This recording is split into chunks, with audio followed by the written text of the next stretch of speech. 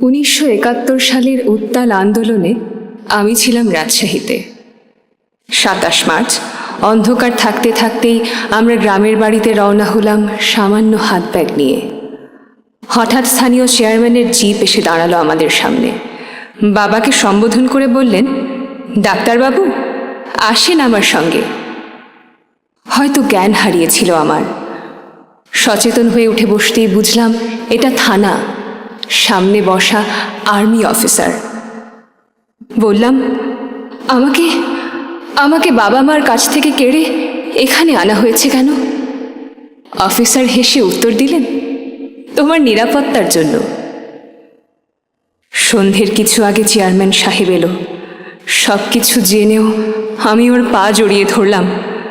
কাকাবাবু, আমাকে বাবার কাছে রেখে আসুন। আপনার মেয়ে সুলতানার সঙ্গে আমি একসঙ্গে খেলাধুলা করেছি, স্কুলে পড়েছি, আমাকে দয়া করুন। উনি ছাড়া দিয়ে আমাকে দূরে সরিয়ে দিয়ে দ্রুত বেরিয়ে গেলেন। মানুষ কেমন করে মুহূর্তে পশু হয়ে যায় ওই প্রথম দেখলাম। এরপর 16ই ডিসেম্বরের আগে মানুষ আর চোখে পড়েনি। প্রথমে আমার উপরে পাশবিক নির্যাতন চালায় একজন বাঙালি। আমি বিস্ময়ে বোবা হয়ে গিয়েছিলাম।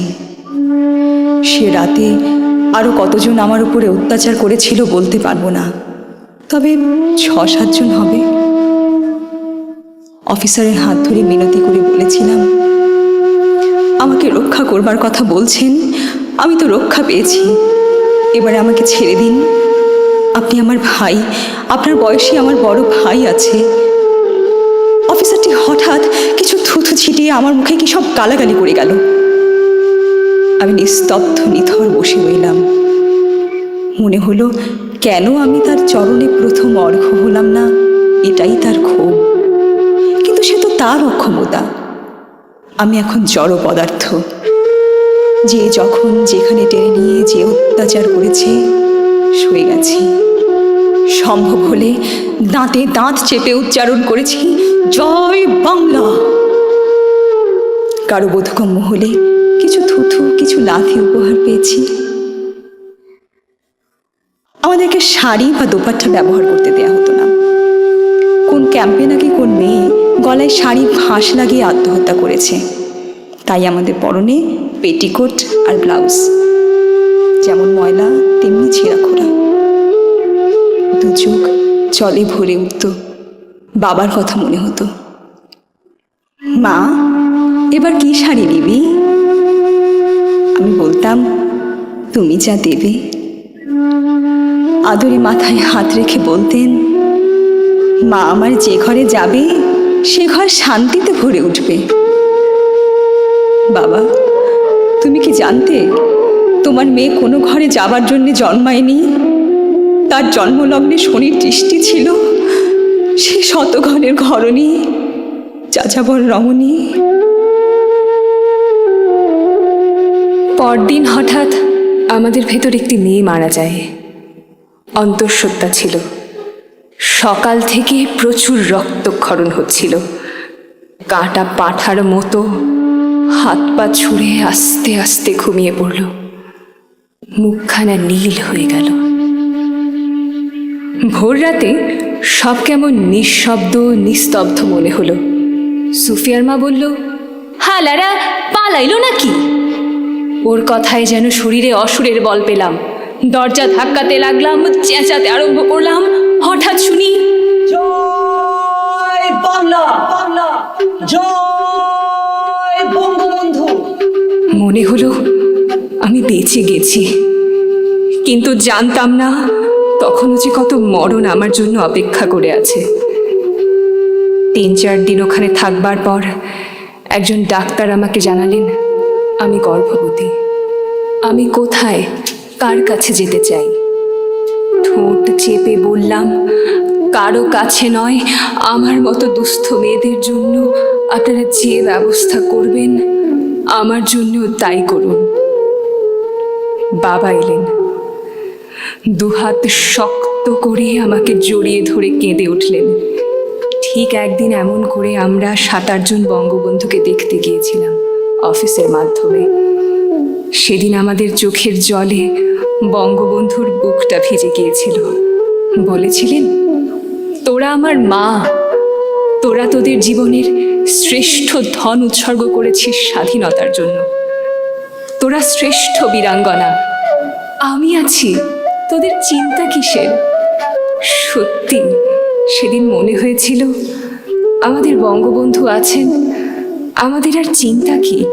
কিন্তু কিন্তু বাবার বুকে তো সে অশ্রুপাত করতে পারলাম না। মুখ তুলে বললাম, বাবা, আমি কি এখন যাব তোমার সঙ্গে? বাবা একটু থেমে ইতস্তত করে বললেন, না মা, আজ আমি তোমাকে নিতে পারবো না। আস্তে করে বাবার বাহুবন্ধন থেকে নিজেকে মুক্ত করে নিলাম। দাদা এসেছিলেন কলকাতা থেকে আনা শাড়ি নিয়ে। দাদা অবশ্য একটা কথা বলে গেলেন যেটা বাবা বলতে পারেন, তারা আমরা যে যখন পারবো তোকে এসে দেখে যাব, তুই কিন্তু আবার হুট করে ও বাড়িতে গিয়ে উঠিস না। আর তাছাড়া আমাদের ঠিকানায় চিঠিপত্র লিখবারও দরকার নেই, তুই তো ভালোই আছিস। সরকার থেকে ক্ষতিপূরণ পেয়েছি, তা দিয়ে বাড়িঘরও মেরামত করা হয়েছে। হঠাৎ ঘুরে দাঁড়ালাম, ওর দিকে আর তাকাইনি। বাবা দাদাও কি তাহলে আমার সতীত্ব মাতৃত্বের দাম নিয়েছে সরকারের থেকে? নতুন ঘর তুলেছে, পুরনো ঘর মেরামত করেছে, ওরাও ঘরে থাকবে কি করে? বাস্তব বড় কঠিন। আমি বীরাঙ্গনা, আমাকে নিজের পায়ের ওপর ভর করে দাঁড়াতে হবে। বাইরে যেতে না পারলে আমি মরে যাব, এই সমাজ আমাকে গ্রহণ করবে না। জুলাই মাসের এক বিকেলে আমার আপন বলতে যা ছিল অতীতের সঙ্গে সব অতল জলে ডুবিয়ে দিয়ে আমি এয়ারফ্লোটে উঠে বসলাম। অন্তরে উচ্চারণ করলাম, জয় বাংলা, জয় বঙ্গবন্ধু। তোমার দেওয়া বীরাঙ্গনা নামের মর্যাদা যেন আমি রক্ষা করতে পারি। দেশ স্বাধীন হলো, কেউ গাজী, কেউ শহীদ, কেউ বীরশ্রেষ্ঠ, বীরুত্তম, সবার কত সম্মান সুখ্যাতি। অথচ আমি কিছুই চাইনি, শুধু চেয়েছিলাম আমার নারীত্বের মর্যাদা আর প্রিয় জন্মভূমির বুকে একটু আশ্রয়। যে দাদা বাবা আমাকে দুর্বৃত্তের হাত থেকে রক্ষা করতে পারেননি, তারাই বিচারকের আসনে বসে আমাকে অশুচি অপবিত্র জ্ঞানে পরিত্যাগ করেছেন। কি সুন্দর সমাজ ব্যবস্থা, ভাবলে ঘৃণা হয়। আমার মৃত্যুর পরে তোমরা কেউ আমাকে বাংলাদেশে নেবার চেষ্টা করো না। জন্ম দিলেই জননী হওয়া যায়, কিন্তু লালন পালন না করলে মা হওয়া যায় না।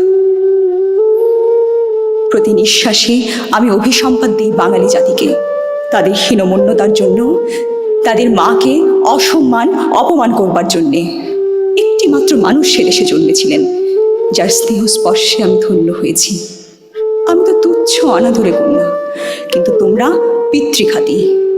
সমগ্র বিশ্ব আজ তোমাদের ধিক্কার দিচ্ছে, কুচক্রী, পিতৃহন্তা, লোভী, প্রতারক। বিশ্বসভায় তোমাদের স্থান নেই।